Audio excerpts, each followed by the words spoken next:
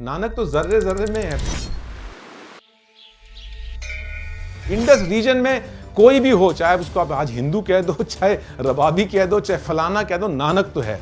तो ये कन्वर्जन जो है ना, ये हमको ब्रिटिश दे के गए हैं इजम्स बना के। सोचने की बात है, आज हम कह रहे हैं हिंदुइज्म। इज्म क्या है? सिखिज्म, जैनिज्म, बुद्धिज्म, क्रिश्चियनिज्म कभी बोला है? इस्लामिज्म कभी बोला है? तो हम ही क्यों इज्म बन जाए फिर? Ism is capitalism, socialism, it's an organised thought around a particular idea. तो क्या हम ही सिर्फ आइडिया है क्या? तो मैं तो ये भी कहूंगा कि हिंदुइज्म नाम की कोई चीज नहीं है। कल्चरली ये सिंधु घाटी के ईस्ट की सिविलाइजेशन की खासियत है कि इसमें मल्टीप्लिसिटी एग्जिस्ट करती है। कोई नास्तिक भी हो सकता है, कोई आस्तिक भी हो सकता है, कोई चारवाक भी हो सकता है, कोई कुछ भी हो सकता है, और इसमें सब को एग्जिस्ट करते थे। तो अगर ये सब लेबल्स बाद में आए तो नानक के वक्त में क्या था?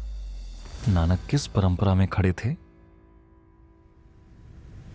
पूरी क्रिएशन एक है, हम एक ही सब उससे जुड़े हुए हैं, राइट, सोर्स से। ये 10th सेंचुरी से, उससे पहले भी था, लेकिन मैं 10th सेंचुरी से स्टार्ट करता हूँ। एक दो बहुत बड़े ट्रेडिशंस चले थे कि एक है शंकराचार्य जी, साउथ से चले हैं, कश्मीर तक गए हैं, but he is cutting across the reverse of the Indian सब कॉन्टिनेंट। बट उनका भी वेदांत का, नॉन डुअलिटी का मैसेज है।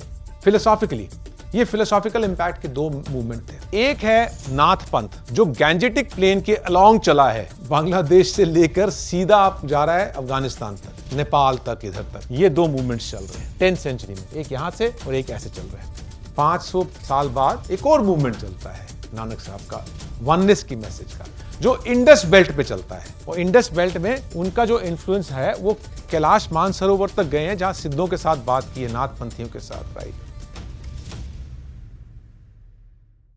It's an integration of the subcontinent in the Bhakti period. The concept of India as we know today as a political nation was created in the land of 5 rivers in the form of the spiritual scripture. Do we agree that or no? That's why it's important for people to understand कि आज जो divisiveness चल रही है, इसको समझने के लिए, इसको समझाने के लिए यही एक तरीका है। अब उनके कोर्ट में एक बहुत बड़े कवि थे, नंदलाल गोया। नंदलाल गोया आज तक नंदलाल सिंह नहीं बने, नंदलाल गोया ही रहे। हम कहते हैं रेड क्रॉस के जो एडवोकेट थे भाई कन्हैया, हम आज भी उनको भाई कन्हैया कहते हैं। वो गुरु गोविंद सिंह के साथ थे, वो भाई कन्हैया सिंह नहीं बने। That means everyone could coexist. फिर ये हिंदू सिख डिवाइड कैसे हुआ? कोएग्जिस्टेंस है। ऊपर रामचरितमानस भी है, नीचे गुरु नानक भी बैठे हैं, भाई मर्दाना भी बैठे हैं। ये मुल्तान के पास ऊपर शिवा कृष्णा जी की है, नीचे गुरु नानक भाई मर्दाना है, यहाँ पर कृष्णा जी के ये गुरु गोविंद सिंह बैठे हैं। अब देखिए ये गुरुद्वारों में, गुरुद्वारे की है, ये आपको आज पंजाब में नहीं मिलेगा। श्रवण कुमार की कोई स्टोरी हिंदू कहो या ये कहो, श्रवण कुमार हमारी इंडियन स्टोरी है।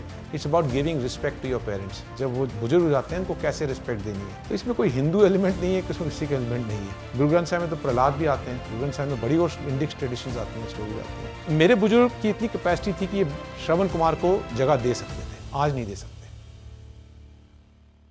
In this darbar, we are finding in the Sindhi script, the Guru Granth Sahib, in the Gurmukhi script, the Granth Sahib, plus the Bhagavad Gita kept there. The beauty of this darbar is seen in the frescoes on the walls. Guru Nanak's fresco on this wall. Sindh is a place where faiths amalgamate, but this is the beauty of the Nanak Panthi culture. They are very syncretic and they accept Sufism, Sikhism, as well as Hinduism. कभी नहीं देख सकते आप ये India में जो मैं दिखा रहा हूं, कभी नहीं देख सकते आप। क्वेटा में आर्य समाज मंदिर, पंडित गोपाल अंदर में जब गया तो ये सुखमनी साहब का गुटके से पाठ कर रहे थे आर्य समाज मंदिर में।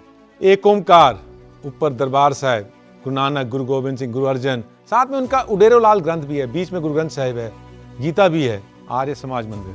कराची में आपको बड़ी इंटरेस्टिंग चीज दिखाता हूँ। वहां पर एक जगह है स्वामी नारायण टेम्पल, और एसेंशियली उस जगह में गुजराती हैं सारे, और सारे गुरुद्वारे में जाएंगे स्वामी नारायण जी के, उसके बाद पहले टेम्पल में जाएंगे, वहां से गुरुद्वारे में निकलेंगे। क्यों? ये है स्वामी नारायण टेम्पल, ये गुरुद्वारा। यह सब पाकिस्तान और अफगानिस्तान में बचा हुआ है। भारत में क्या हुआ? जगन्नाथ को ना जो नैरेटिव बना दिया गया है कि उन्होंने आरती की खंडन की। ये गलत है। गुरु नानक ने कहीं खंडन कुछ नहीं, वो डायलॉग्स करते थे। Dialogues can be very challenging. आप कुछ कह रहे हो, मैं कुछ कह रहा हूं, हम उसमें से एक तत्व निकालने की कोशिश कर रहे हैं। हमारे डिफरेंसेस ऑफ ओपिनियन हो सकते हैं, पर मैं वो खंडन नहीं कर रहा। वो कह रहे हैं अब जब लग दुनिया रही है नानक कुछ सुनिए कुछ खंडन तो कर ही नहीं करे। उन्होंने 6 घर 6 गुरु, उसमें बड़ा ओपन, बट जहां पे जो बात है वो करनी है ना उसकी। गगन में थाल रव चंद दीपक बने, तारिका मंडल जनक मोती। देखिए जगन्नाथ के मंदिर के अंदर में जो प्रतिमा, जो मूर्ति है ना, वो बनती है वुड की। वो नेचर के एस्पेक्ट से बनाई जाती है। और जगन्नाथ में इंग्लिश में एक वर्ड है जगरनॉट, कभी सुना ना? वो जगरनॉट आता है जगन्नाथ से, जो हरफन मोला हो। जगरनॉट का मतलब जो सब कुछ कर लेना। जगन्नाथ क्या है? नेचर को रिप्रेजेंट करता है, जग का नाथ।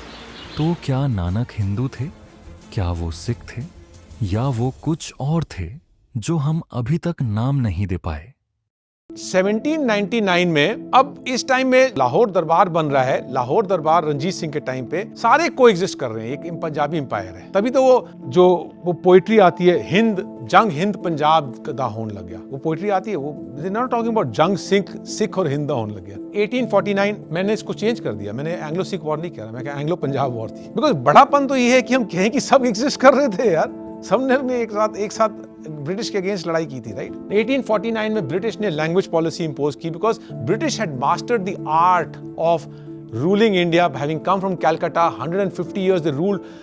जब घुसे ना पंजाब के अंदर, उनको पता था कि ये जितने आज भी अगर किसी के पास उस एरा का, लाहौर दरबार के एरा का अगर कॉइन है ना, तो it will fetch you a lot of value, because है ही नहीं। They picked it up all and took it to Calcutta and melted them. तो पहले तो आप रूट को खत्म करो, लैंग्वेज को खत्म करो। लेटनर की किताब कहती है कि language, the most literate state was Punjab Ranjit Singh time. हर घर पे कायदा था, लैंग्वेज को खत्म किया गया। Urdu was imposed. सेंसस में डाइवर्सिटी को ले आया गया। मैंने सेंसस का दिखाया कैसे वो इंक्लूसिविटी दिखाई गई, कौन का है कौन क्या है, उन्होंने वो करना शुरू कर दिया। तो Nanak Panth now starts getting boxed. Then comes the recruitment into the forces, and with the definition of if you keep the form you get incentives. Your employment has got associated with the look, right, in the regiment, right? So therefore it's going to have impact. 1870s में एक technology revolution आता है, जो हमारे जमाने में internet revolution आया। Internet revolution में हमने देखा कैसे information started flowing around, right? But उस टाइम प्रिंटिंग प्रेस आई 1870s में, और उसकी वजह से क्या हुआ?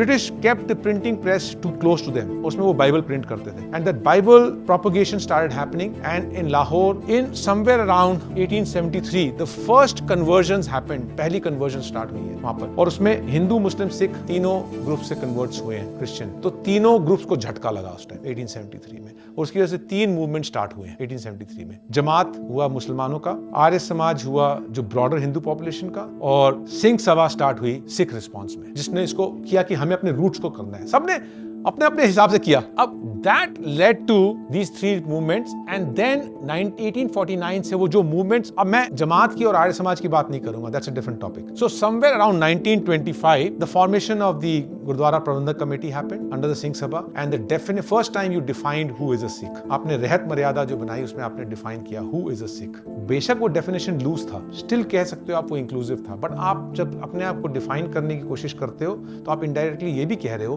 कि आप कौन नहीं हो। अब उससे क्या हुआ? 1947 मैंने आपको दिखा दिया इम्पैक्ट हुआ पार्टीशन का। वी गॉट डिस्पर्स्ड, सबसे बड़ा इम्पैक्ट। 1971 में हम दिल्ली में हैं, दिल्ली में पार्लियामेंट में गुरुद्वारा एक्ट में साइन ऑफ हुआ गया 1971 में कि वोटिंग सिर्फ एक पर्टिकुलर फॉर्म ऑफ बंदा कर सकता है। तो नानक पंथ में से अब एक सेगमेंट ऑफ नानक पंथ के लोग ही सिर्फ गुरुद्वारे में वोट कर सकते हैं। आपने फर्दर डिफाइन कर दिया। अब जैसे आप डिफाइन करते जाएंगे तो दूसरे को आप एक्सक्लूड करते जा रहे हैं। So then 1980s of Punjab problem. What does Amardeep have to do with Punjab? What do I have to do? I was a young kid, man. My brothers got a thrashing. My father's shop was burnt. What do I have to do यार? मैं आया हूँ कश्मीर से यार, वहां से उजड़ के आए हैं, गोरखपुर में आए हैं, सेटल हो रहे हैं। We are having a good, comfortable life, but something somewhere happens out there, and why should I actually face it? Why should a Bihari Sikh actually have to face that consequence? ये हर कोई पंजाबी तो नहीं है, Assamese Sikhs हैं, why should they have to face it? So this is the unfortunate outcome. This is where I was trying to lead you to. Anything out here? Are we clear? So all I'm trying to say now is Nanak Panth is greater than Sikh Panth, and Sikh Panth is greater than Khalsa Panth. It's a mathematical equation.